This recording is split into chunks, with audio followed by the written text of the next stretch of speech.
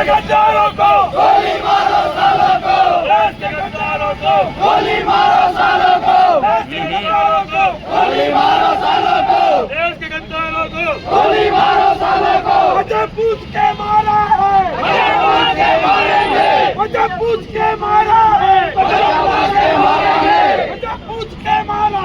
मुझे पूछ के मारेंगे, मुझे पूछ के मारा है, मुझे पूछ के मारेंगे। रोज पश्चिम कच्छ विश्व हिंदू परिषद बजरंग दल द्वारा कच्छना मुख्य मथक भूज खाते जुबिली सर्कल पर पुतळा दहन करी उग्र सूत्रोच्चार करी खूब विरोध प्रदर्शन कार्यक्रम करवामां आव्यो छे। आप जोई रह्या छो ट्राफिक जामना पण दृश्यो आपने देखाई रह्या छे। त्यारे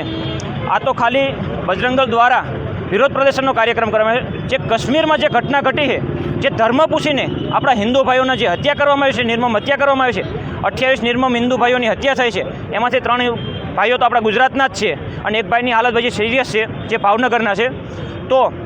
આના વિરોધ પ્રદર્શનને લઈને આજે જ્યુબિલી સર્કલ પર પુતળા દહનનો કાર્યક્રમ કરવામાં આવ્યો છે। અમે સરકારને એક નમ્ર અપીલ કરીએ છીએ કે આની પહેલાં પણ અનેક આતંકવાદી ગતિવિધિઓ થઈ છે, અનેક ઘટનાઓ પણ થઈ છે।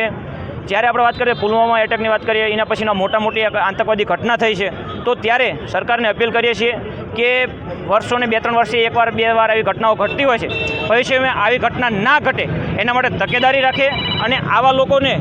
કડકમાં કડક કાર્યવાહી કરવામાં આવે, એન્કાઉન્ટર જ કરવામાં આવે એવી અમારી માંગ છે। અને નહીં કરે તો બજરંગ દળને કદાચ જમ્મુ કાશ્મીર માટે કૂચ કરવી પડશે તો પણ બજરંગ દળ આ સમગ્ર ભારતમાંથી બજરંગ દળ તત્પર છે। હંમેશા જ્યારે રાષ્ટ્ર વિરોધી પ્રવૃત્તિ થઈ હોય, દેશ વિરોધી પ્રવૃત્તિ થઈ હોય તો બજરંગ દળ હંમેશા મેદાનમાં ઉતરું જ છે। કોઈ પણ સેવાકીય પ્રવૃત્તિ હોય ત્યારે પણ હંમેશા બજરંગ દળ ખડે પગે રહ્યું છે અને હંમેશા બજરંગ દળ ખડે પગે રહેશે। તેથી સરકારની 2 હાથ જોડીને નમ્ર અપીલ કરીએ છીએ કે આવા આતંકવાદીઓ વિરોધી કડકમાં એન્કાઉન્ટર કરી અને એક દાખલો બેસાડે કે ભવિષ્યમાં આવી કોઈ ઘટના ઘટિત થાય નહીં।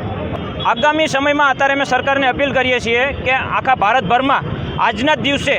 વિશ્વ હિન્દુ પરિષદ બજરંગ દળ દ્વારા દરેક શહેરમાં, દરેક મુખ્ય મથકમાં, દરેક પ્રખંડ લેવલ સુધી આવા કાર્યક્રમ કરવામાં આવે છે અને સરકારની આંખ ઉગાડવા માંગીએ છીએ કે તમે કાર્યવાહી કરો, નકર વિશ્વ હિન્દુ પરિષદ હિન્દુ સમાજ ઉપર જ્યારે તકલીફ પડશે તો હિન્દુ સમાજ ઉપર જ્યારે તકલીફ પડે ત્યારે વિશ્વ હિન્દુ પરિષદ બજરંગ દળ મેદાનમાં ઉતરવા હંમેશા તૈયાર રહ્યું છે અને જમ્મુ કાશ્મીરમાં જઈને કદાચ સરહદની રક્ષા કરવી પડશે તો પણ બજરંગ દળ કરવા માટે તત્પર રહ્યું છે અને રહેશે પણ। ઘટના કહેવાય જે આ પ્રવાસન માટે આપણે એક વિચાર કરીએ છીએ કે 335 એની કલમ હટ્યા બાદ કે આપણે પ્રવાસન માટે અને એના વિકાસ માટે ઘણી બધી સરકારે ગ્રાન્ટો પણ આપી હોય છે, પ્રવાસન નિગમ સાથે એને વધારવામાં પણ આવ્યું છે, વિકસાવવામાં આવ્યું છે। એના લીધે જ આ બધા લોકો કે ત્યાંના લોકોને રોજગારી મળે, પણ ત્યાંના અમુક ગદ્દાર માનસિકતા જે ધરાવશે એને કોઈ એવી પડી જ નથી, ત્યારે આવી ઘટના બને અને એની સરકાર પણ માયકાંગલી કહેવાય કે આવી ઘટના ઘટશે તો એનો જે વિકાસ થઈ રહ્યો છે એ ક્યાંક ને ક્યાંક વિકાસીનો અટકાશે અને અટકશે એ 100% ચોક્કસ વસ્તુ છે। આ એક જ સરકારની નાકામિયાબ કહેવાય કે જ્યારે કોઈ ધાર્મિક પ્રવૃત્તિ ચાલતી હોય અને આવા બનાવની વચ્ચે અટકાવવામાં આવે છે તો આ સરકારની ત્યાંની સરકાર માયકાંગલી સરકાર કહેવાય કે જો એક રામકથાને એક આ હિન્દુ દેશ છે કે આપણે વાત કરતી હોય તો પશ્ચિમ બંગાળની શું ઘટના ચાલુ રહી છે, બાંગ્લાદેશની શું ઘટના ચાલુ રહે છે, તો એક જો હિન્દુ રાષ્ટ્રમાં હિન્દુ સુરક્ષિત ના હોય તો આ સરકારની ક્યાંક માયકાંગલી સરકાર દેખાઈ રહી છે। સુરક્ષિત નથી ત્યાં સરકારને ક્યાંક ને ક્યાંક દોષી ગણવામાં આવે છે, કારણ કે આ હિન્દુત્વની સરકાર છે। હિન્દુસ્તાન એક જ દેશ એવો છે જ્યાં હિન્દુ સુરક્ષિત છે એવું માનવામાં આવે છે, પણ ક્યાંય તોય હિન્દુ સુરક્ષિત નથી તો ક્યાંક ને ક્યાંક સરકાર પણ દોષિત ઠેરાતી હોય છે। જી, આજે વિરોધ પ્રદર્શનનો કાર્યક્રમ કરવામાં આવ્યો હતો, પુતળા દહનનો ઉગ્ર આંદોલન કરવામાં આવ્યું હતું, ઉગ્ર સૂત્રોચ્ચારથી કરવામાં આવ્યું હતું। ભારત વર્ષમાં આખામાં દરેક શહેરમાં, દરેક પ્રખંડમાં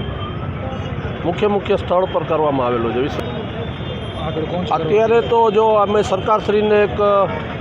આંખ ઉગાડવા માટેનો આ એક ચમકી દીધી છે કે જો સરકારશ્રી આના વિરુદ્ધ પગલાં ન લે તો વિશ્વ હિન્દુ પરિષદ બજરંગ દળ પગલાં લેવા તત્પર જ છે।